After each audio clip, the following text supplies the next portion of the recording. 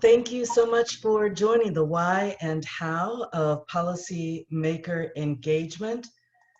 We are so excited to have you join us and excited to have a really great lineup in terms of speakers. My name is Regina Bell. I serve as Director of Government Relations and Public Policy for the Council of Michigan Foundations. I'm going to turn things over to our President and CEO to offer some welcoming remarks, Kyle Caldwell. So Kyle. Thanks, Regina. Good morning, everyone. Welcome, and so excited to have everyone here engaged in learning how to effectively engage our decision makers. This is a running series that we've been doing for the last couple of years. Obviously, this is a great opportunity for us to think about how we engage with policymakers as we get ready for Foundations on the Hill and some of our other opportunities to engage with both federal and state policymakers.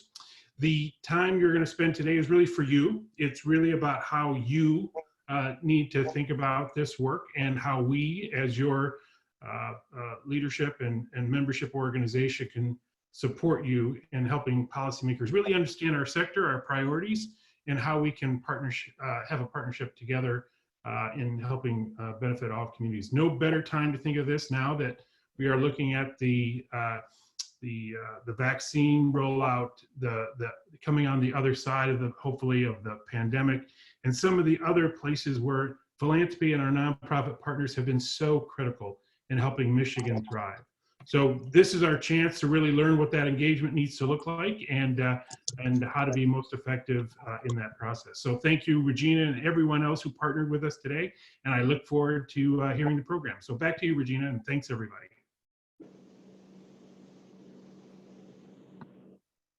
Thanks, Kyle. Really appreciate that. Trying to get myself off of mute.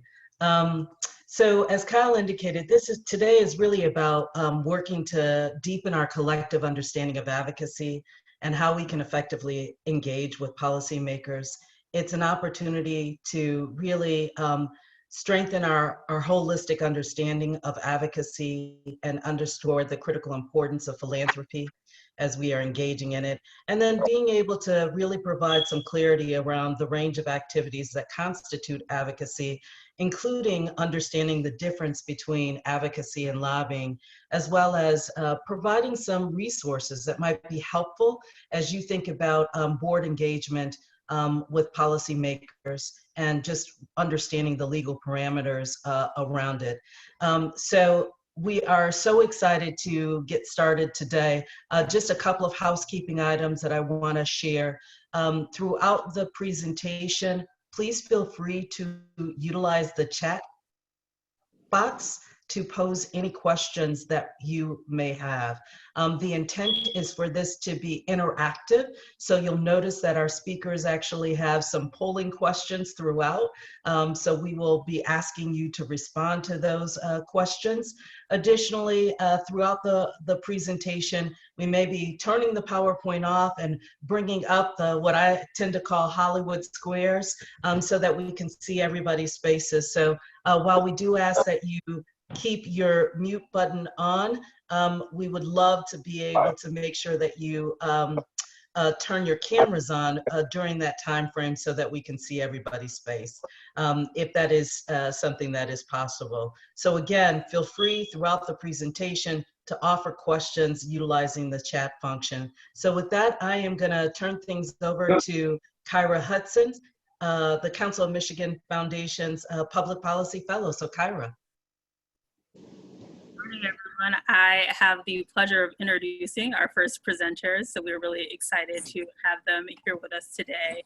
We've got Swirsky and Allie Bedford from Urban Swirsky and Associates to kick off our presentation.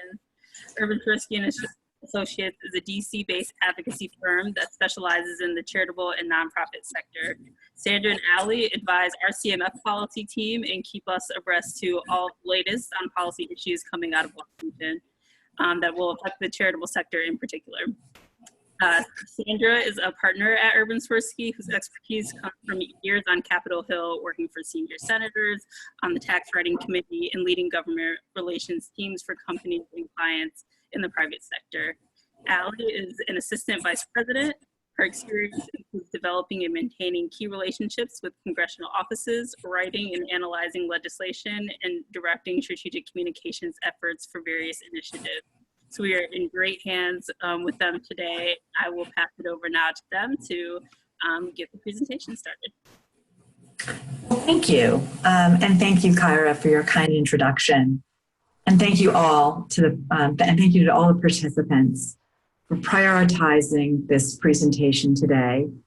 You have much work to do, really important work. And today we hope to offer you a reason to consider policy advocacy as a necessary strategy to accelerate your missions.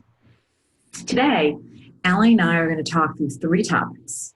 First, we'll address why we think the time is exactly right to step up your advocacy.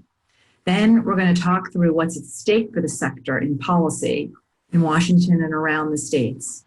And finally, we'll offer some easy ways for you to engage, hoping to get your juices flowing. But first, we're going to start out with the polling question, as Kyra had noted. So Allie and I can get a sense of you all. So if we could put that polling question up, that would be great. Okay, so in the past year, how many contacts have you had with any elected official about your work? So in 2020, how many contacts have you had with any elected official about your work? First is 0. The second is 1 to 3 contacts. Third is 4 to 10. And D is more than 10. So we're going to give you guys about 15 seconds. Doesn't have to be, you don't have to go through your calendar and be completely accurate. Just a gut check about how many contacts you've had with any elected official about your work. You know, we acknowledge that last year was very much a mixed bag for those of us in the advocacy space. You know, on the one hand, there was so much relevant policy to weigh in on, with trillions of dollars being spent. But on the other hand, the sector was focused appropriately on your community. So as a result, many say that the nonprofit sector was really one of the bright spots of last year. We shined very brightly last year, despite our worlds and our communities being upended. So Kyra, what do we have in terms of responses? Wow, okay. So about a quarter focused elsewhere, about half 1 to 3 contacts, which is pretty good given last year. Bottom result, 13% more than 10. That's surprising in a really good way. And thank you for that, because it gives us a sense of our audience. So with all of this in mind, and again, thank you for participating in the poll. We're going to turn to the next slide, and we're going to talk through our first bucket of issues, which is why we think leaning into advocacy right now is so important. And I'm going to turn it over to Allie. Allie? Yeah, thank you, Sandra.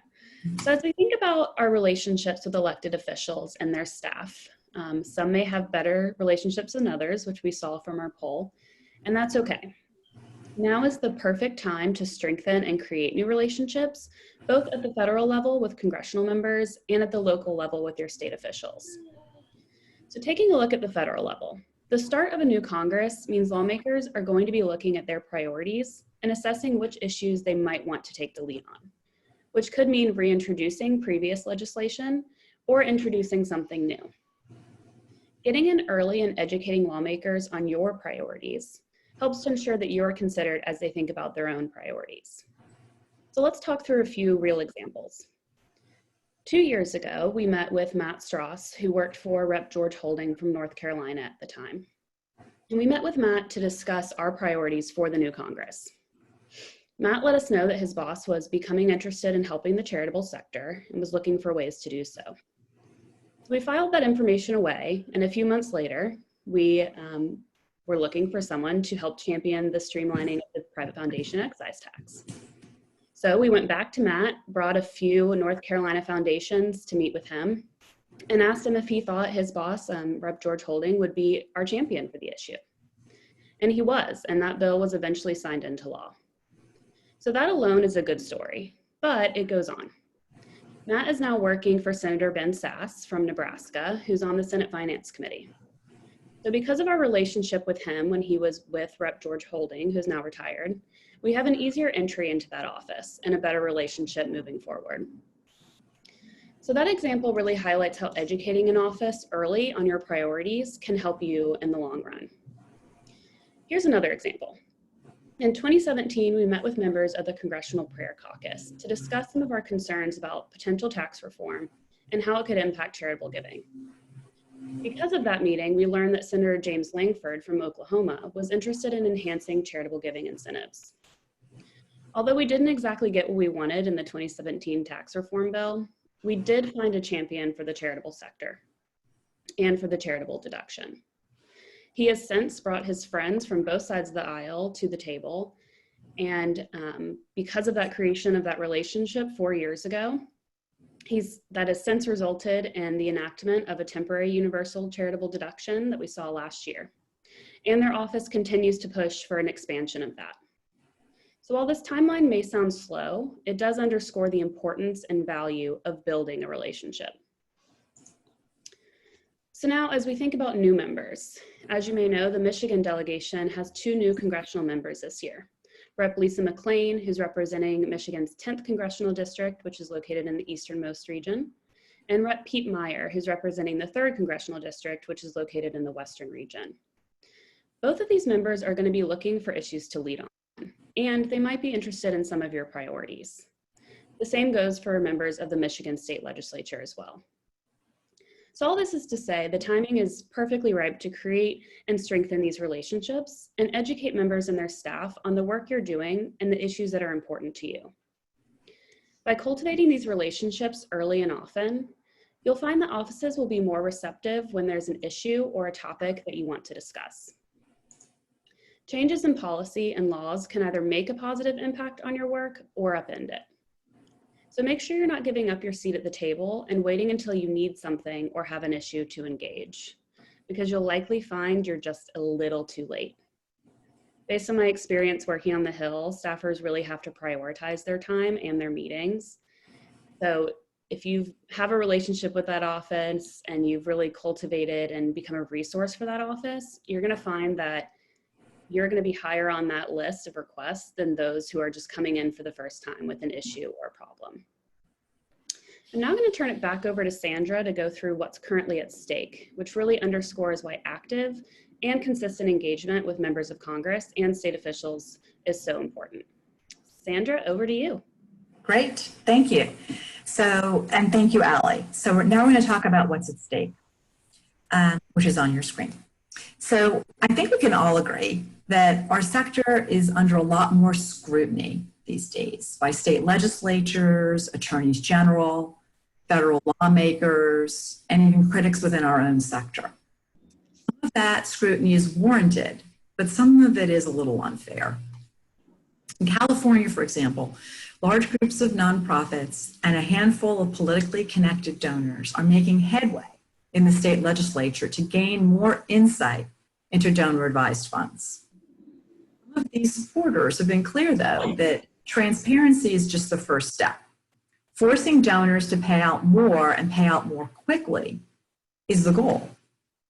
However you might feel about forcing payout, it ought to be balanced with important concerns about respecting anonymity and a donor's privacy. This isn't just limited to California. I'm hearing Minnesota and New York are also interested in similar legislation, although New York has their hands full right now, but I digress. Bottom line is that it won't take much for model legislation to be crafted and shared with other AGs. So this one is worth watching pretty closely. Going back to striking the right balance between transparency and a donor's privacy, the US Supreme Court agreed to hear a donor privacy case this year. This is the first case since NAACP versus Alabama nearly 60 years ago. The case is AFP versus Becerra out of California. AFP is a libertarian conservative group funded by the Koch brothers.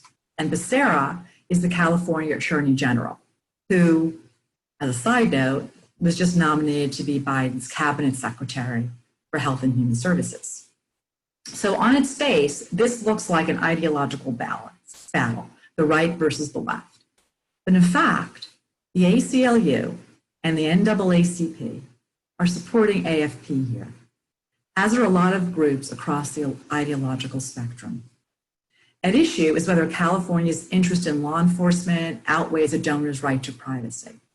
California wants names and addresses of certain donors, and AFP argues that handing over that information, which could become public, could lead to trouble for donors and infringe on their rights to free speech and association. All right, so the constitutional talk is over, I promise.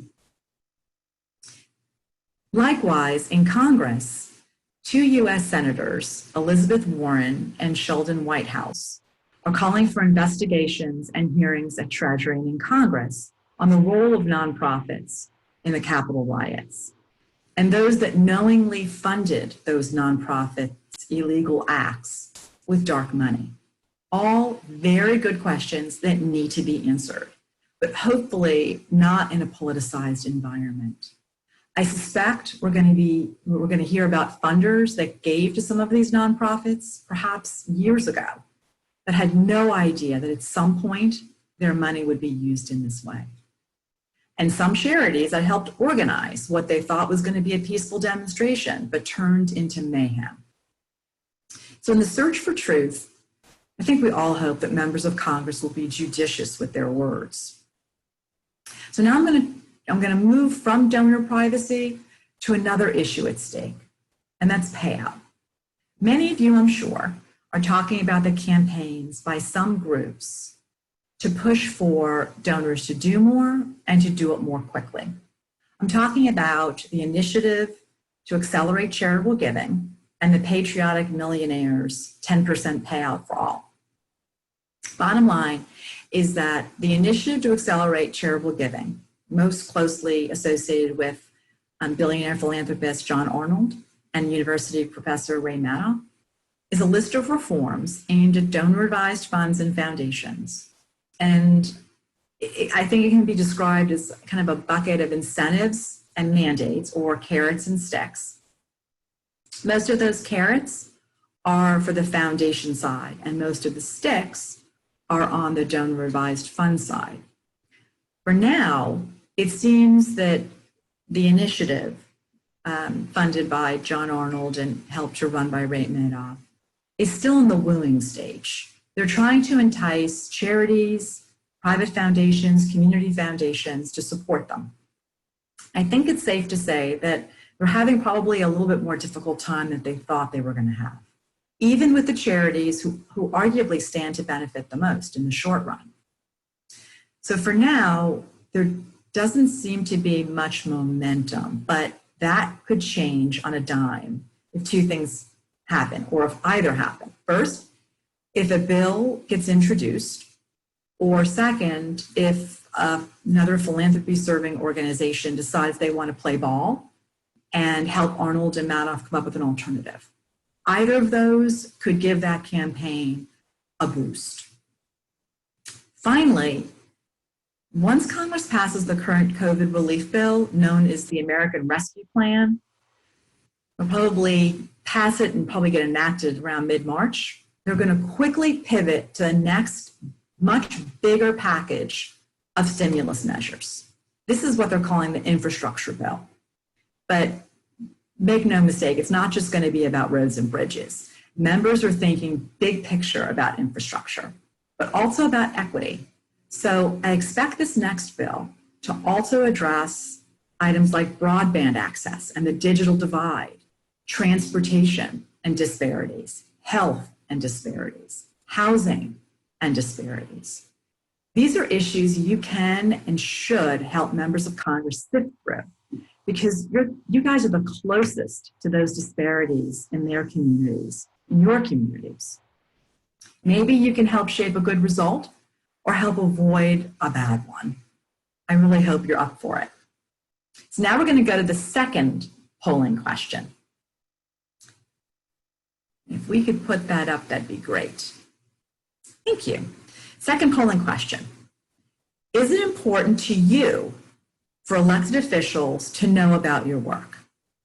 A, not really.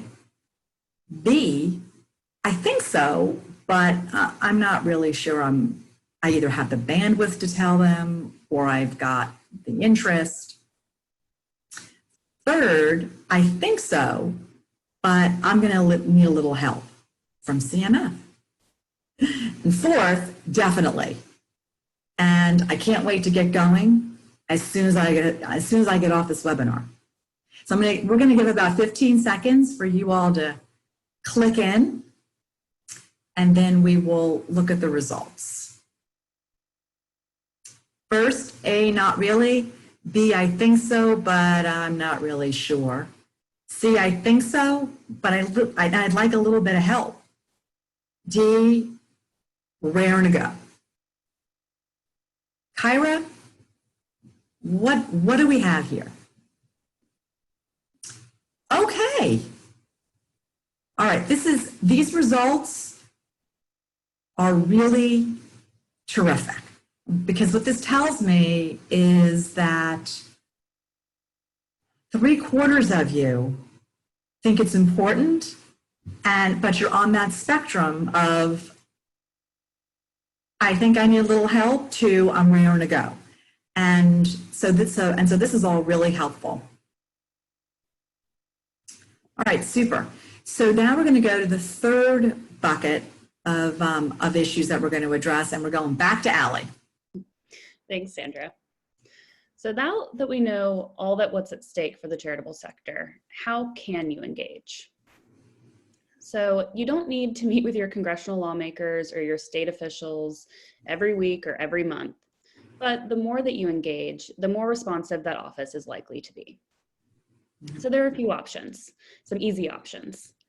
Attend events like Foundations on the Hill, which is coming up in a few weeks. You can regularly attend meetings with key offices and lawmakers who are making decisions that could impact your work and be a resource for their office. So when we talk about attending regular meetings, that might mean going beyond just your delegation in Michigan.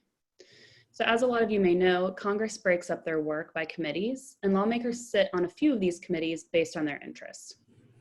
So if your foundation is working on housing issues, for example, you might want to start with your delegation, but then you also might want to consider meeting with some of the lawmakers who sit on the committees that deal with housing. So that would be the House Financial Services Committee or the Senate Committee on Banking, Housing, and Urban Affairs. And if one of your priorities is expanding charitable giving incentives, you might want to meet with lawmakers who sit on the House Ways and Means and Senate Finance Committees, of which you have 2 Michigan members on both, Rep. Dan Kildee and Senator Debbie Stabenow. Some other options for engagement are even easier. They include inviting members and their staff, both at the federal and the state level, to attend a community gathering or a meeting that you might be putting on. You might be doing this to showcase your work in the community and some of your community partners. Make sure you're inviting these members and their staff. You'll be surprised that they might be interested in attending and seeing all that you're doing. Make sure you're sending your press releases, annual reports, and other public documents that highlight the work to these offices as well. Be a resource. Share what you're doing and make sure the office thinks of you when they're considering issues and different things that might affect the charitable sector. The options for engagement span farther than just meetings with lawmakers on Capitol Hill and in the state legislature. And like a lot of you mentioned in the poll, don't forget to lean on CMF as a resource. They're here to help and they're standing at the ready to assist. So now that we've gone through the why and some of the ways that you can start your engagement, I'm going to pass it over to Nathan, who's going to introduce Abby Levine from Boulder Advocacy at the Alliance for Justice. Abby's going to walk us through the rules and legal parameters for this type of engagement with policymakers. Nathan? Thanks, Allie. Thanks, Sandra. I'm very happy to introduce our next presenter. Abby Levine serves as director of the Boulder Advocacy Program at the Alliance for Justice. She provides legal guidance that encourages grant makers to support advocacy and other nonprofit organizations to participate in policymaking decisions through an understanding of federal tax and election law. Prior to joining the Alliance for Justice in 2004, Abby served as the public policy analyst at the National Council of Nonprofit Associations.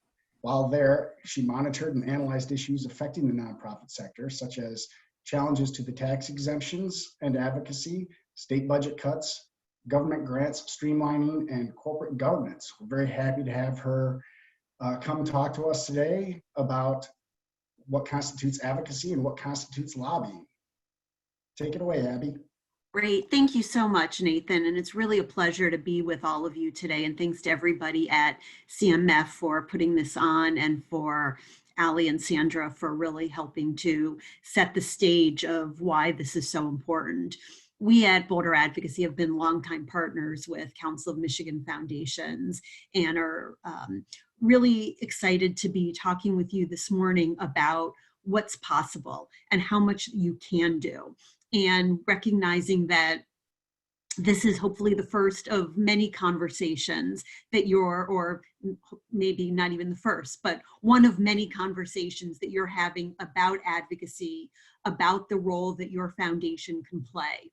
And know that we at Boulder Advocacy are here not just for today's webinar, but are really here to support you, to support your grantees going forward as you look at how to implement this work. And I will say I was really amazed from the polling question that earlier about the engagement that so many of you have with policymakers. And so there's a great start that we're working with.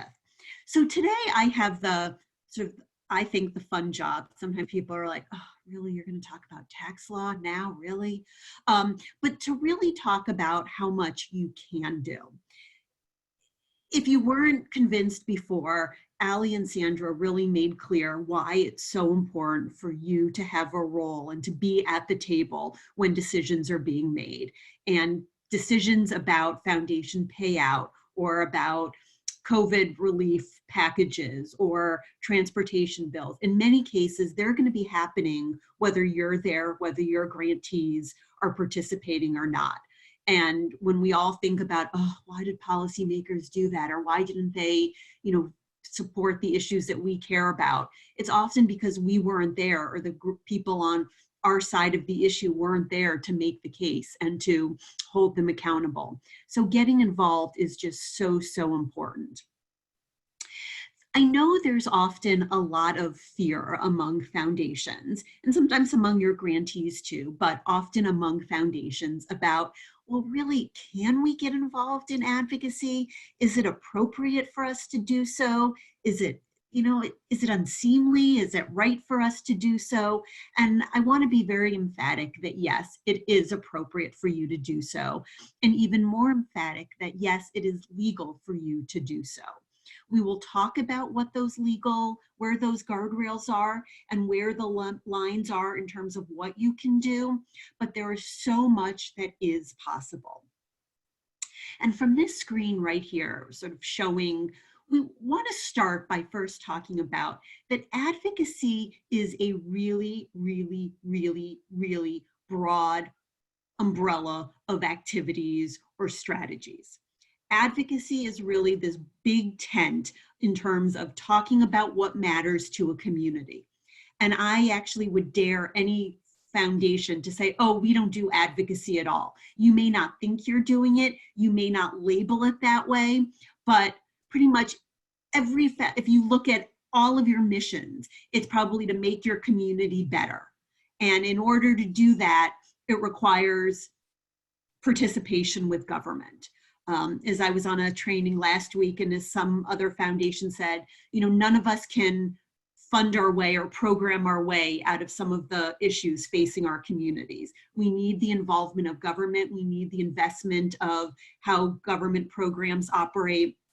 And so it's really important for us to think about advocacy as this really broad tent of doing research, looking at how many kids in your community don't have access to good food, how many families are suffering from not having adequate mental health treatment. What is the condition of, what should the licensing requirements be for daycare centers? All of those are types of advocacy. Meeting with legislators, and 75% of you have already shown that you've had at least one conversation with legislators. Building those relationships is really important. And getting to know legislators and finding out what matters to them. Doing public education to talk about the issues that you care about is a type of advocacy.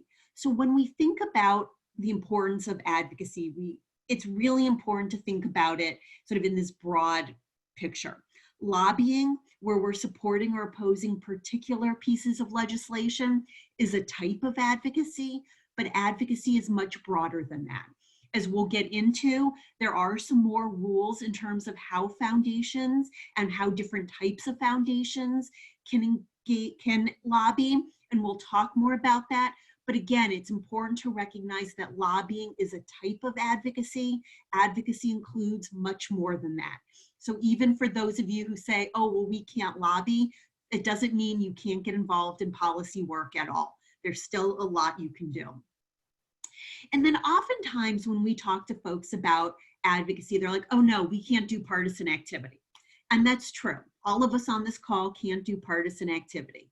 But partisan activity may be a type of advocacy, but again, it's just one small type of advocacy. And there's so much we can do even around elections in terms of registering voters, engaging, getting people out to vote, making sure our voting systems are fair. There's so much that we can do that, again, doesn't fall within that partisan political bucket.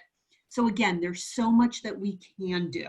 And it's really important to just recognize that terminology and to be really clear in terms of what we're thinking about. Now, as Sandra and Ali were talking about, so much of the importance of advocacy and policy work is building those relationships and being able to share information. I think too often we think in the nonprofit sector of advocacy as us going with our hands out to policymakers and asking them to do something for us. And that's part of it. But so much more of it is educating legislators. We can't expect legislators to know everything.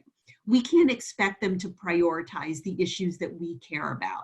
And there may be issues, whether it's food insecurity or student loan debt, that may be the focus of your foundation or the focus of some of your grantees that you know in and out, and that's all that you talk about. And we may too often get into that echo chamber where we think that's what everybody else is talking about.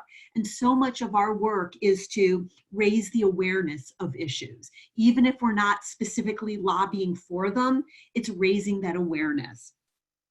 And just to highlight the importance of that, I just wanted to use this example from several years ago, but from my senator, Mark Warner of Virginia.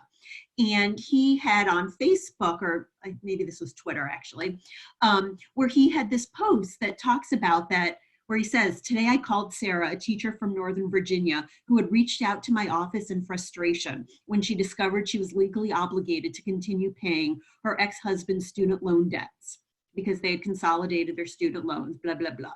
But what I think is so much more important about this, or what he goes on to say, I wouldn't have known about this particular problem with consolidated loans if Sarah had not gotten in touch with us.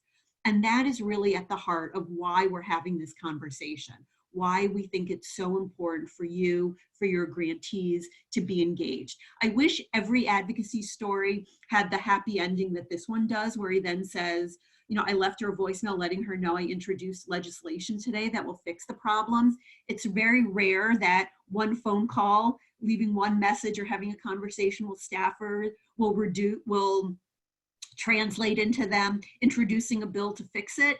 But I think this really shows the importance of that they have the time, they want to do the right thing. They want to be able to help their constituents, but we need to help them by giving them the information or even telling them about the issues that are of concern to us. So again, never assume that the policymakers understand what your concerns are. It's really our job to tell them. Now, the law allows us to do a lot. And I know some of us on this call are public charities. Others of us on this call are private foundations. All of us are 501c3 organizations, which mean that we are created for charitable, educational, religious, scientific purposes. All of us are tax exempt, so we don't have to pay federal income tax. Contributions to all of us are tax deductible. As 501c3 organizations, we have this great privilege in terms of being able to receive these tax deductible contributions. But we also have some trade-offs. One of them is that all of us, whether we're with a private foundation or with a community foundation or other type of public foundation, means that we can't support or oppose candidates. So we can't tell people who to vote for. We can't endorse candidates. We can't, as organizations, give money to candidates. Again, there's so much that we can do around elections, and we have lots of resources at Boulder Advocacy. Happy to talk to you more about that. But again, just as one of the criteria to be a 501c3 is that we can't support or oppose candidates. One of the other criteria to be a 501c3 organization has to do with lobbying. And right in the tax code, to be a 501c3 organization, the law says that no substantial part of our activities can be about lobbying. And then there's a lot more that digs into what that means. Essentially, community foundations, entities like the Community Foundation of Greater Flint, or other types of public foundations, other types of public charity grant makers, whether it's the women's foundations, like Michigan Women Forward, or the Michigan Health Endowment Foundation that are public charities, or groups like CMF. We can lobby, and the law is actually quite generous in terms of how much lobbying we can do. We can lobby as long as lobbying is not a substantial part of our activities, or we can lobby subject to some fairly specific dollar limits under the 501h expenditure test. And again, I don't have time to go into all of the details about that. We have lots more resources on our website. Happy to take questions about that. But public charities, public foundations, we can lobby. We can support or oppose legislation. We can support or oppose ballot measures. Private foundations, on the other hand, entities like family foundations or other independent foundations like the Kresge Foundation, or corporate foundations like the Gerber Foundation, are much more limited in their ability to lobby. Nowhere does the tax code say we can't lobby or that you can't lobby. Rather, what it says is that private foundations are subject to a tax, a fairly prohibitive high tax on any money that you spend directly on lobbying. And that tax is imposed both on the foundation itself and on the foundation managers.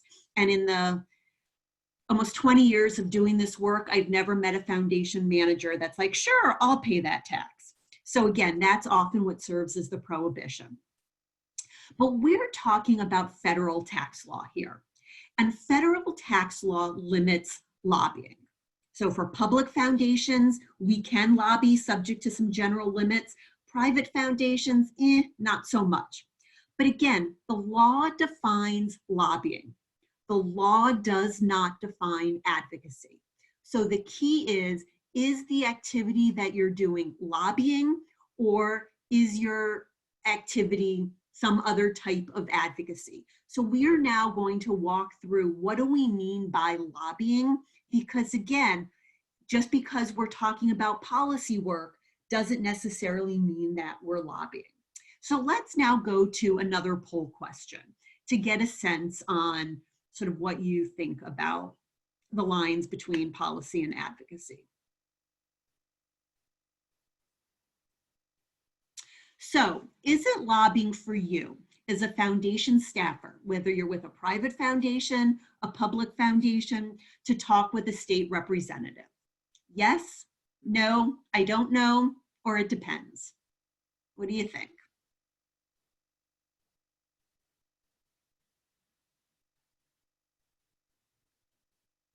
All right, why don't we close this and see where we're at?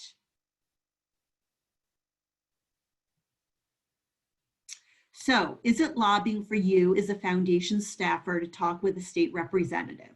We have 47% no, 47% it depends, with 6 I don't know. This is fabulous, and this is often where we live in Boulder advocacy. You'll know that our favorite response to most questions is it depends, because it really it requires more information to answer this question. And as we'll get into, it could be lobbying for you to talk with the state representative, but it doesn't have to be. And that's really the heart of what we want to talk about.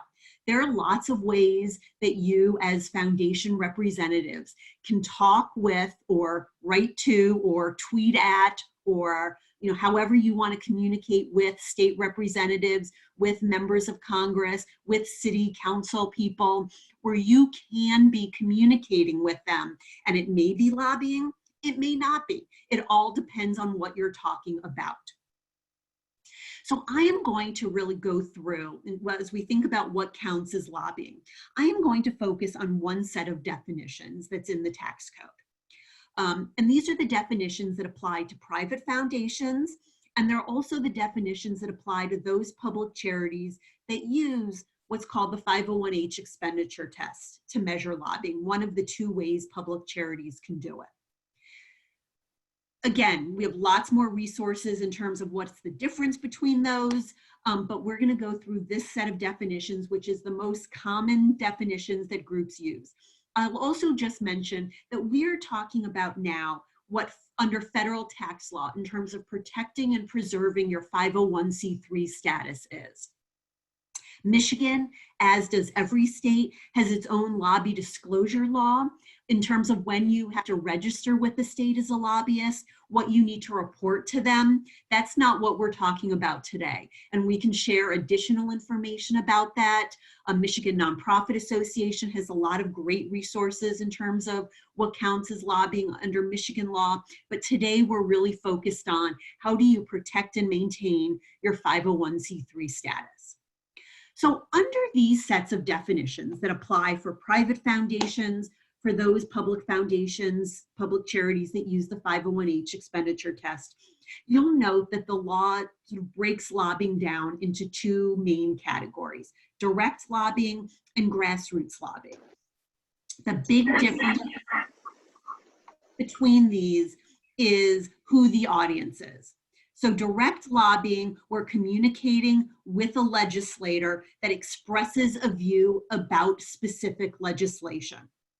And so that's what gets to that last question, that poll question where we said it depends, that we need all of these elements in order for the communication to be lobbying.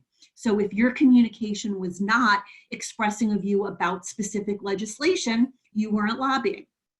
There's also grassroots lobbying, which rather than an organization communicating directly with a legislator, we're communicating with the public. So maybe that's putting something on our website. It's writing an op-ed in the newspaper. It's doing an interview on TV. So grassroots lobbying is a communication with the general public that expresses a view about specific legislation. You'll see there's a lot of commonality with these elements, but then as we'll get into for grassroots lobbying, there's this extra element of call to action. So many of these elements are very, are sort of as you would think they are, but some of them are not. So I'm going to just run through them briefly, just so you have a sense.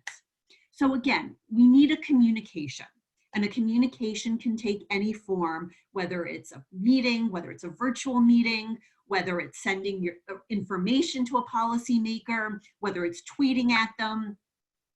Communications can take all forms, but we need a communication. Then the communication for direct lobbying needs to be with a legislator. And we're talking about elected legislators and their staff.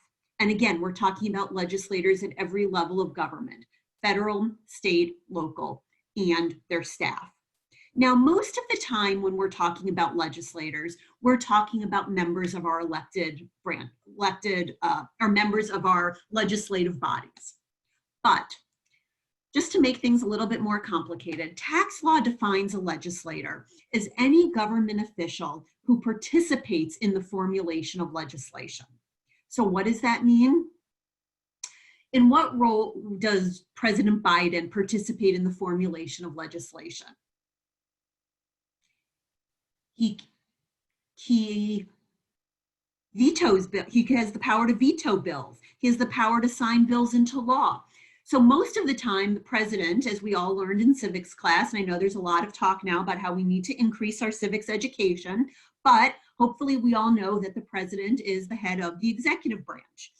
But he does have some power over legislation in terms of vetoing, signing bills into law. So if you are reaching out to the president, to the governor, and urging her to veto a bill, for purpose of that communication, she would be treated as a legislator. So again, we need a communication with a legislator, but simply communicating with a legislator isn't enough. And that's where it really gets to, and so many of you were right, where it said it depends in terms of, is your communication lobbying? Because it needs to be communicating about a specific piece of specific legislation. Now, specific legislation are bills that have been introduced, nominations that need to be confirmed by the Senate. So as Sandra was talking about, former California Attorney General Becerra was nominated to be Secretary of Health and Human Services. Weighing in on whether he should be confirmed, that would be weighing in on specific legislation. But we need specific legislation.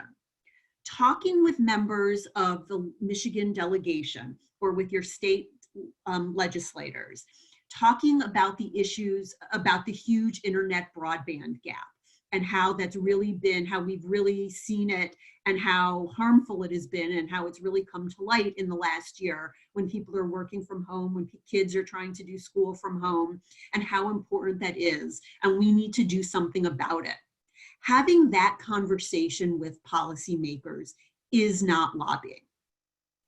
You're talking about an issue, you're talking about a problem, you're talking about a need, but you're not talking about a specific legislative solution. It only becomes a specific legislative solution when you not only discuss the issue or the problem, but you also discuss how you want the legislature to solve the problem. And it could be by referring to a bill that's already been introduced. It could be talking about a bill that you want to be introduced. It could be talking about a bill that you don't want to be introduced. But so talking about the issues of about the internet broadband gap is not lobbying. It would be lobbying if you said, yeah. So this is a really important clarification, and I'm so glad you raised it. So talking about the COVID bill, that's lobbying. But talking about what's happening in your community because of COVID and the economic instability, that's fine. Correct, absolutely. Okay. Talking about the issues. It's only when you say, we have these issues, so therefore we need you to appropriate more funding for the unemployment program. We need you to increase funding for food stamps. We need you to do X, Y, and Z. That's when it moves into lobbying. And again, there's, people often ask, well, where's the line between talking about, we need to do something about COVID relief and what's the specific legislation? And that's where the rubber really meets the road. And, different foundations, different legal lawyers have different comfort levels in terms of where they draw that line. But wherever you draw it, there is a big difference between talking about the need in communities because of COVID and the pandemic, and versus saying, we want you to support the CARES bill #2. So there's a big difference between that. Okay. Can I ask one follow-up? Of course. And I hope Regina's not going to fire me. But But the follow-up is, so you're in a member's office, state legislature, or at the or on Capitol Hill, and you are sticking to your talking points, which is, here is what's happening in our community, and it's devastating. Losing jobs, food insecurity, digital divide, kids can't access school because of lack of broadband. And then the member says to you, do you have any ideas? What should we do? Can you respond, or do you have to say, I can't? So that's a great question. And part of it depends on, are you with a private foundation or are you with a public foundation? It also depends on sort of how, so if you're with a public foundation, you can lobby. So you can say, and we want you, we saw that Ohio introduced a broadband expansion bill. We want you to introduce a similar bill here in Michigan. You can do that. That may be lobbying, but you can do it. If you're with a private foundation, you wouldn't be able to say, we want you to introduce this bill that worked really well in Ohio. That would be considering lobbying, even if they ask you first by responding to that answer with expressing a view about specific legislation, it's lobbying. So you want to think about that before you go into your meeting. It's much easier to have control over the conversation when you're submitting something in writing. You can just talk about what you want. But when you go into the meeting, you want to think about it. And you either can respond with talking about, again, broad brush issues, or you can say, we're a private foundation. We can't lobby. And many legislators don't know that. Even though Congress is the one that ultimately is in control of the tax code, many legislators don't know what the rules are. Many of them probably don't care what the rules are when they're doing their day-to-day work. So some of it is educating them. You can also say, I can't get into the intricacies, but I know many of our grantees have been working on these issues and they would love to talk with you, and I'm happy to connect you. And I actually worked with a big private foundation last week where that happened. They put out a report and a legislative office called them and said, can we talk to you about it?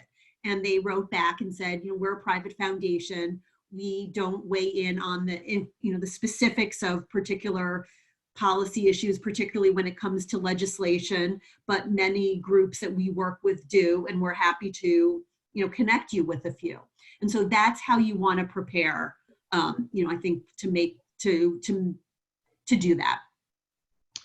Abby, there are a couple of questions, at least one that's really, I think, pertinent to where we are at right now.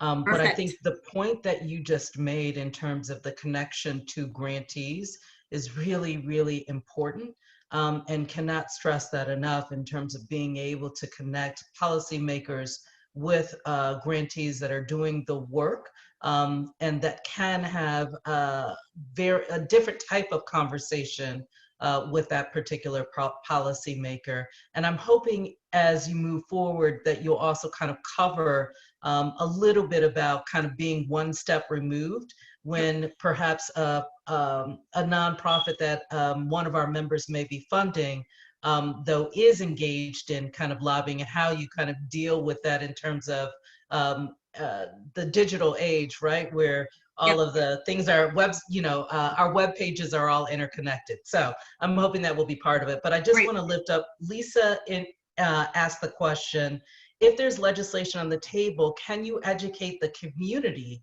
about the legislation that's being considered? That is a great question, and I will get to that in just a minute. So Lisa, if you just bear with me for another minute, I will answer that. So one other piece that I want to make very clear as we, again, think about the policy work and think about the issues that are of concern to you, to people in your community, to your grantees, that when we're talking about lobbying, particularly for federal tax law purposes, lobbying is about weighing in on specific legislation. A lot of policy work that happens is not done through the legislative process. So weighing in and talking with government agencies about rulemaking, about internal policies, about regulations, is not lobbying. Remember when I talked about urging the governor to sign a bill into law or to veto a bill, where that may be lobbying? On the other hand, if you urge the governor to issue an executive order, that's not considered to be lobbying because it doesn't have to go through the legislative process. It doesn't need a legislative vote. Seeking enforcement of existing laws is not lobbying. And on the screen is an example of a great report that I found from the Kresge Foundation talking about the CARES Act, which, as people may know, was a fairly controversial, and there was lots of conversation about what should be in it. This report wasn't talking about whether the CARES Act should be supported or not, but once the CARES Act was adopted, once it was acted into law, this is a report that talks about what's in it and how people can access the various benefits. It's looking at the enforcement of existing laws. Likewise, if there were a bill in the state legislature, let's say, or in a particular community, to require police officers to wear body cameras, supporting or opposing that bill would be lobbying. But once the law, let's say the law has been passed, it's now enforced, and now you want to see, well, are local jurisdictions actually complying with it? And so you want to do a study of local police departments to see whether they're complying and how. That would be not considered to be lobbying. And then engaging in litigation is not considered to be lobbying. So again, when we think about lobbying for purposes of federal tax law, it's that really narrow set of activities where we're expressing a view about specific legislation. And for direct lobbying, it's weighing in with a legislator to express a view about specific legislation. But now to really get to the question that Lisa just asked, I want to turn to the next poll question.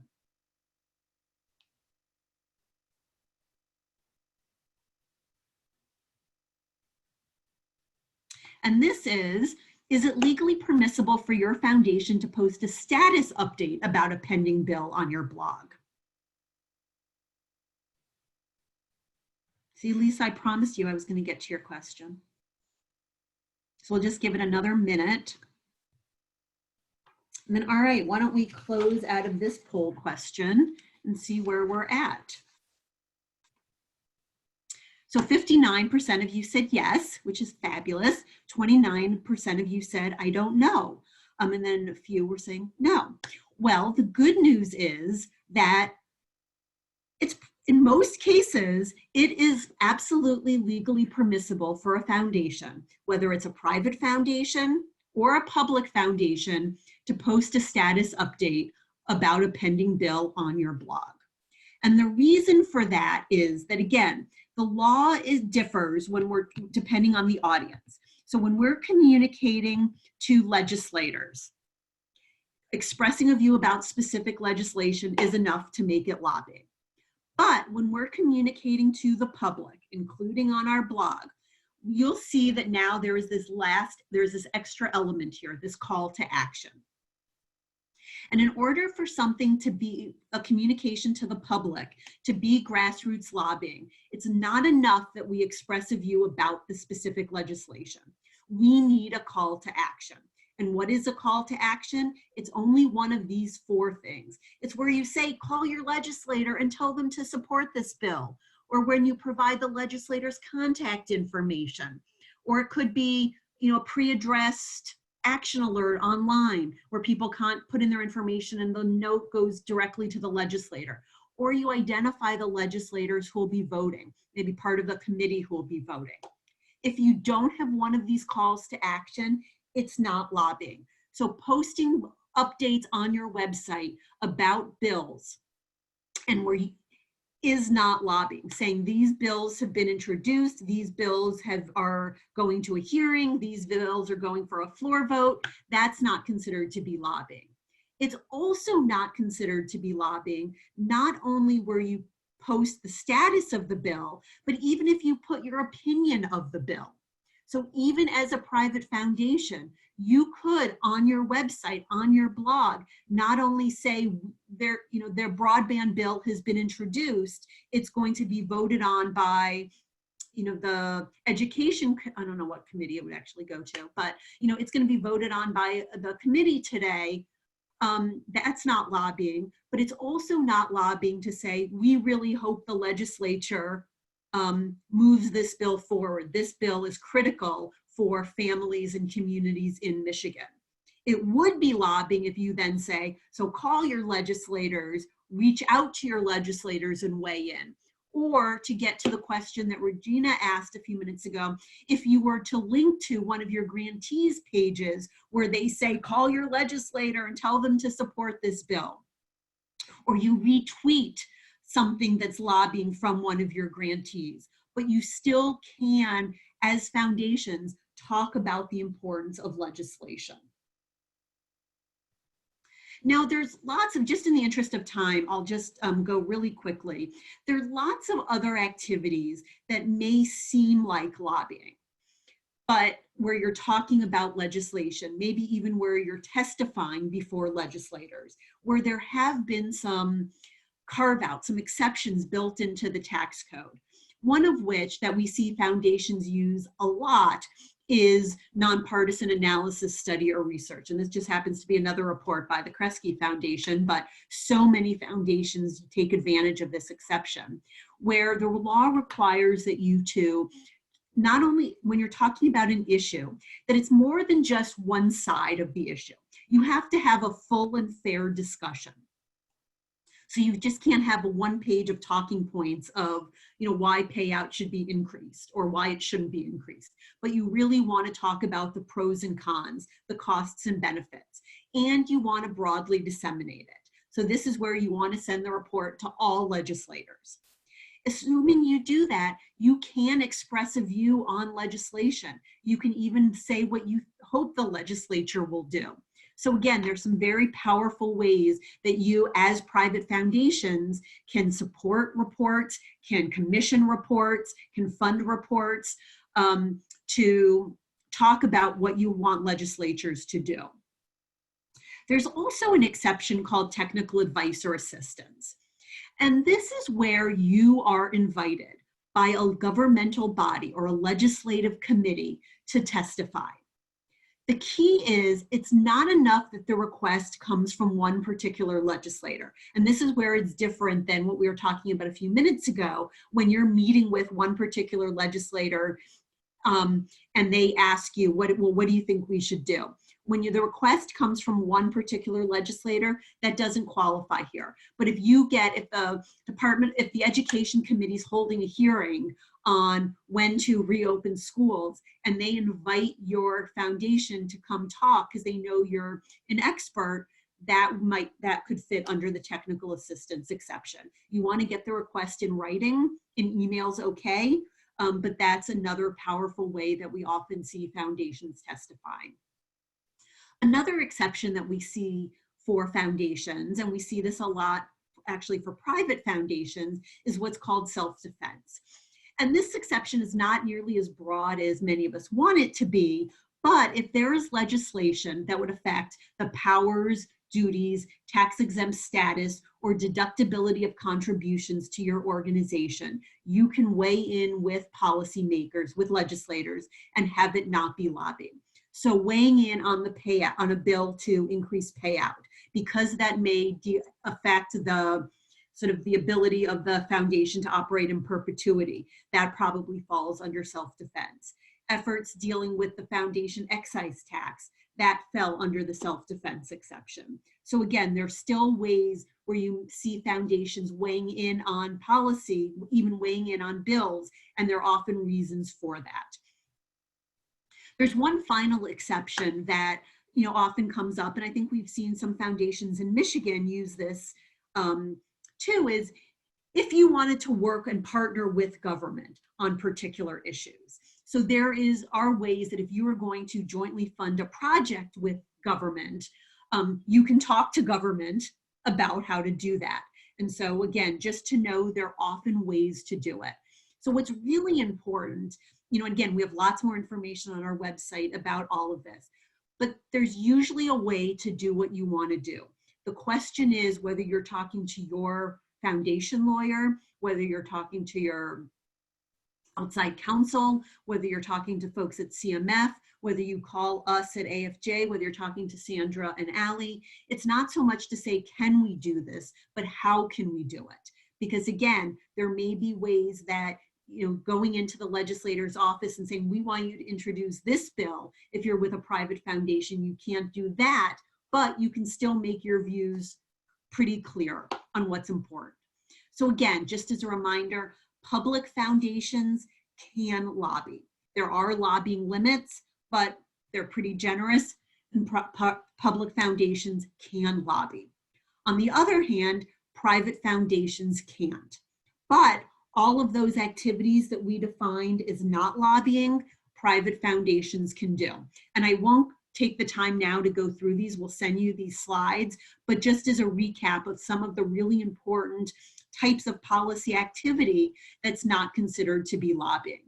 And then finally, one of the really important roles that you as funders play in the advocacy space is not just what you do yourself, not just what your staff and trustees do, not just how you use the voice of the foundation, but also through your grant making. And this is where you can choose in some ways that you want to be more removed from policy. Public charities, public foundations can make grants specifically for lobbying. So if there was a request from a grantee that they needed, let's say we're post-COVID, where they wanted buses to get people from all across the state to Lansing to lobby on a particular bill, that would be a grant specifically for lobbying. Private foundations could not award that grant, but public foundations, community foundations could. But all foundations, including private foundations, can make general support grants. And you know what? Your general support grants can be used for lobbying. You don't need to prohibit your grant funds from being used for lobbying. And interestingly, the more conditions you put in your grants, actually the less legal protection you have. You can also make specific project grants. And there again, there's a little bit more due diligence that you need to do. But you can make a general support grant to a public charity.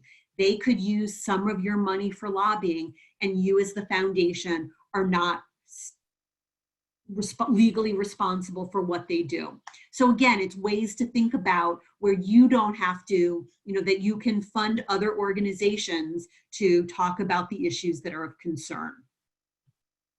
So just real briefly, and then I'll turn it, let me just turn it back to Regina to take questions, but I have just some other examples that you'll see in the slides of whether we're talking about mental health treatment or out of school time programs. There are ways that you can get involved that's lobbying, and there are ways that you can get involved that's not lobbying. And so just wanted to highlight some different ways to do that. And again, we have lots more resources, but let me stop sharing and turn it back just to take more questions and have more discussion. Thank you, Abby. We know that there's just kind of a wealth of information that you have to share, and this is, it's really complex, right? And so there are a number of kind of nuances, but I think how you've summarized it works really, really well. Everyone can advocate, and everyone should advocate, particularly when you think about how Sandra and Allie laid out what's at stake. So I'm going to kick it off in terms of questions, and then I'll turn things over to my colleague, Nathan Murphy. Can I just say one more thing before that I should have said that I think is also so important? Remember, you're not doing this work alone. And that's one of the benefits of you being part of the Council on Michigan Foundations, that CMF can often say things that some of you may not be, or that you're working together, and there's a lot of power in being part of this network. And CMF is just such a strong network and has such a powerful, respected voice. And so you're very lucky to be part of this network. That was very kind, Abby, and thank you for kind of acknowledging the leadership role that the Council of Michigan Foundations has in this space. So would welcome everyone to turn on their cameras if they are in a position to be able to do so, as we would love to just engage in a bit of a dialogue and Q&A, and we've got about 15 minutes or so to do that. So there are just a couple of questions in the queue. If you could please keep responses short, so to speak, again, because I think that there will be lots of dialogue, or there's the potential for lots of dialogue, but we want to make sure that we're able to get to everything. So one of the first questions is around election time. Can community foundations simply just communicate their values and mission in an effort to get voters engaged via statements or social media? Or would that be interpreted as partisan activity? That's a fabulous question. And that's where I go back to, and I really need to get a shirt or a hat or something of it depends. And there's certainly ways that you can put out your statement of values. And I think putting that out publicly, sending that to all candidates, you can do that. What you don't want to do is ask candidates, do they agree with your statement of values? So there's a lot that you can do in terms of putting out what you stand for, what you believe in, and that's fine that you can push that out. If you want to stop, and this is true for public charities and private foundations, for all of us, that we want to stop short of asking candidates to pledge to support what we're putting out.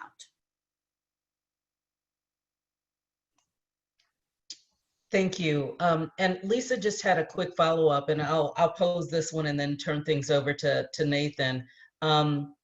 So their organization did an informational post, and did not put a call to action in the informational post. However, a comment from one of their followers did do a call to action. Would their organization be responsible? So that's a great question, and that's sort of a hard one to answer. We don't have a lot of guidance from the IRS about online communications. I think, so some of it is we would look, so one, recognizing that you didn't do it, that the foundation itself didn't do it. They didn't have any costs in putting it out.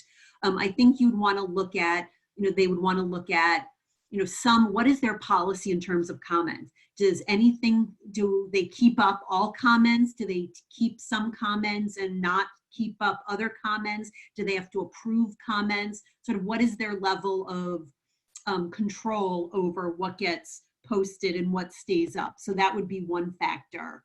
It also may be, having a disclaimer that we're not responsible for the content of comments. And then it also would be the foundation's risk comfort level. And some foundations would say, yeah, that's, we didn't do it. We're okay with it. Others may say, we don't want it. We don't want somebody to take a picture of it and then use it in ways that we don't like. And so that's there's no clear answer to that one.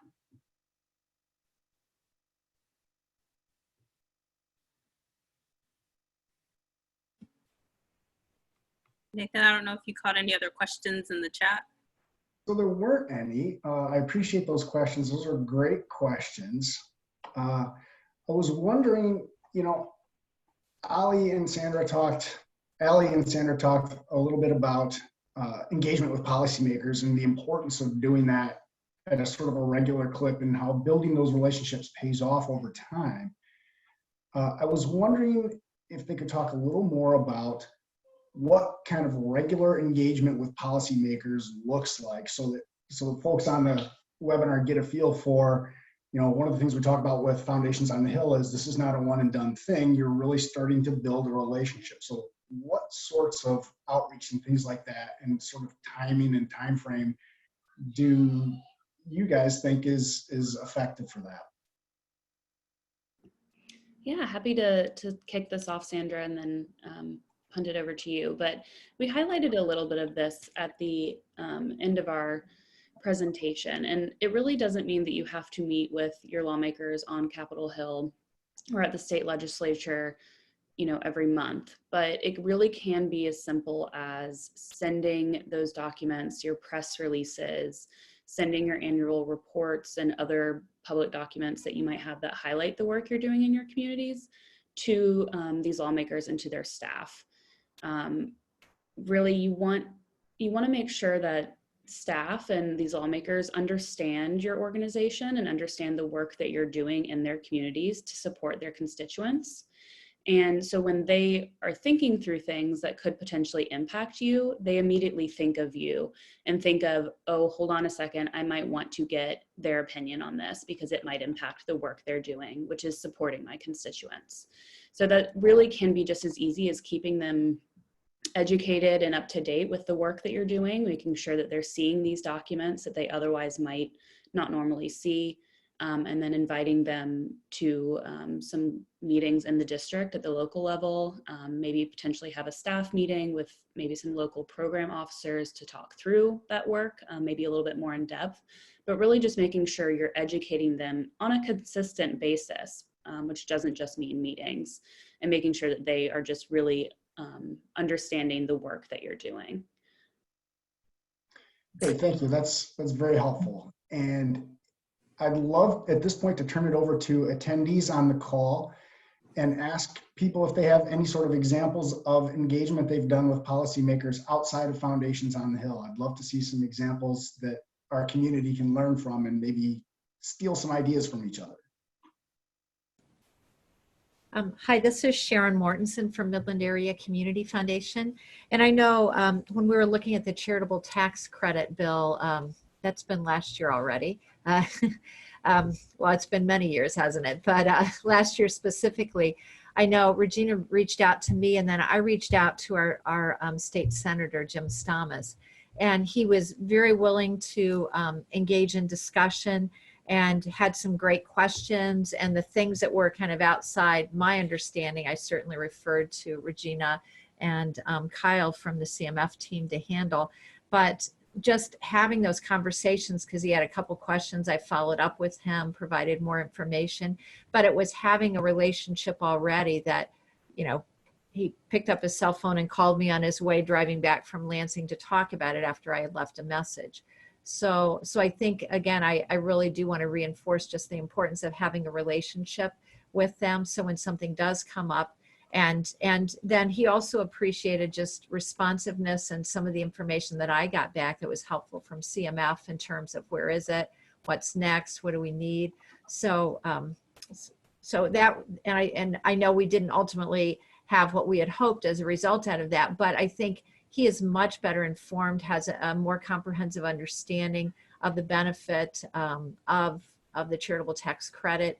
And I think as we look at that again, I think there's an open door to continue that conversation.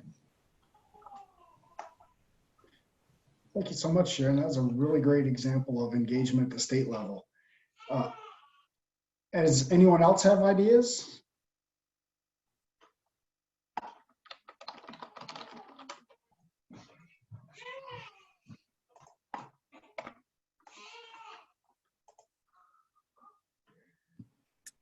Hop into another question while you all are thinking of your ideas, and I'll ask this to our presenters.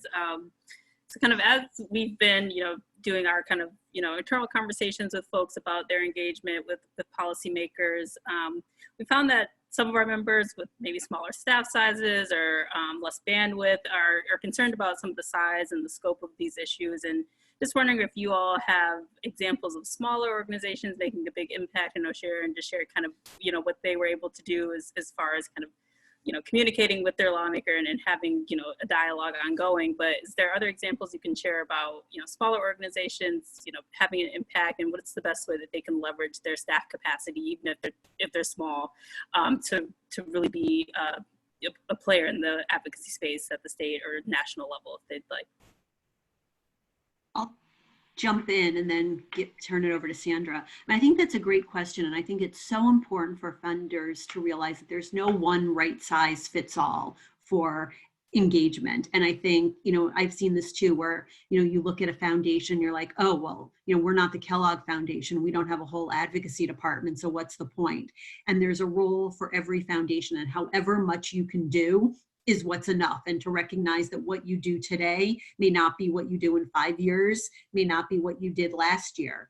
But again, that's part of the importance of being part of networks and being part of CMF, being part of the other affinity groups that you're with.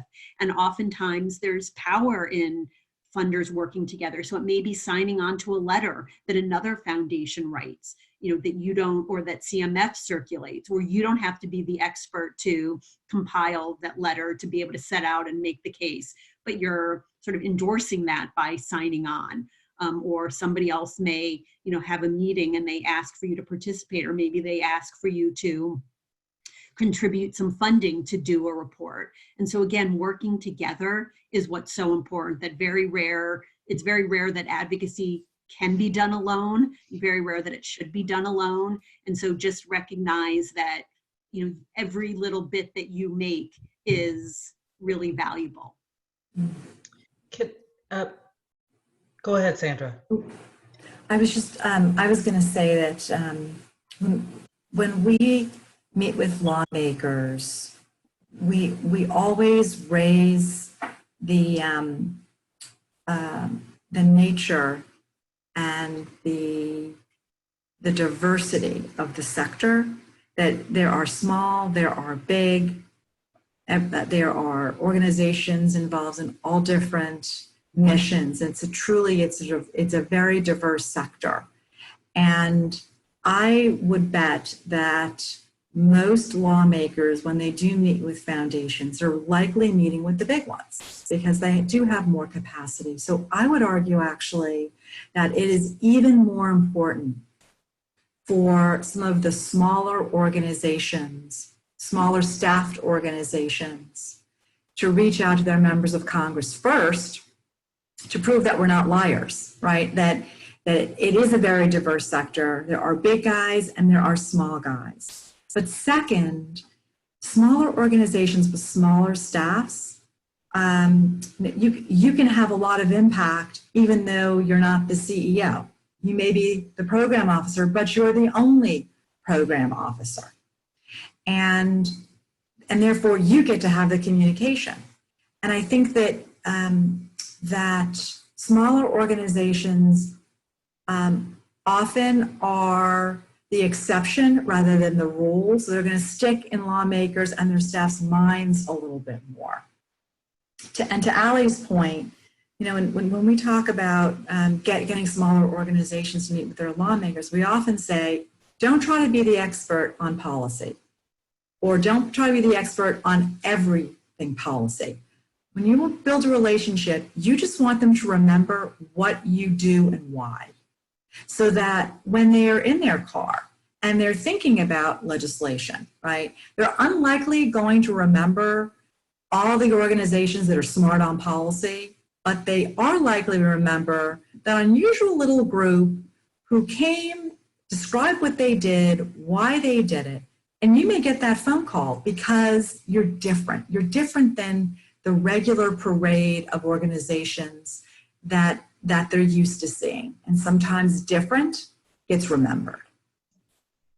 So I just want to, because I think that there are two things that might really be important to hear from Abby, you and Sandra and Allie, and then also collectively as the group. And I recognize that we only have 5 minutes remaining. This has been really great.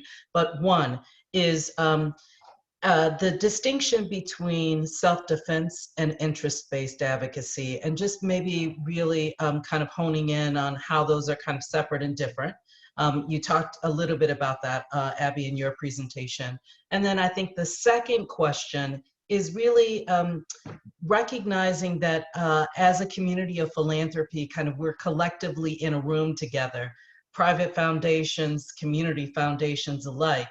And so when we are collectively in a room together, engaging with policy makers around particular issues, just being able to be clear around does that conversation that a community foundation may have that might cross the line and begin to talk about a specific bill, does that put in jeopardy the private foundation who may also be in that room? So if you could speak to both of those quickly.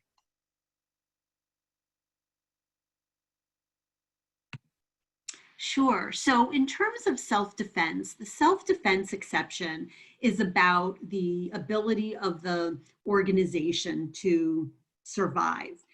So issues about sort of the tax treatment of our organizations. The ability to receive tax-deductible contributions, for instance, apply. Unfortunately, mission-based legislation doesn't fit under the self-defense exception. So if you're an environmental funder and you really care about, protecting the Great Lakes, and there's legislation that would, cut funding for the Great Lakes, that would not fit under the self-defense exception. Or maybe there's a group that you've been funding for years and, there is legislation that would sort of wipe out their funding and, the organization wouldn't be able to survive. That doesn't fit. And so it's really sort of those boring sector level issues that fit under the self-defense exception. In terms of the other question of sort of where the lines are, again, that's a tough one too, and there's no clear answer. We can only be responsible for what we do.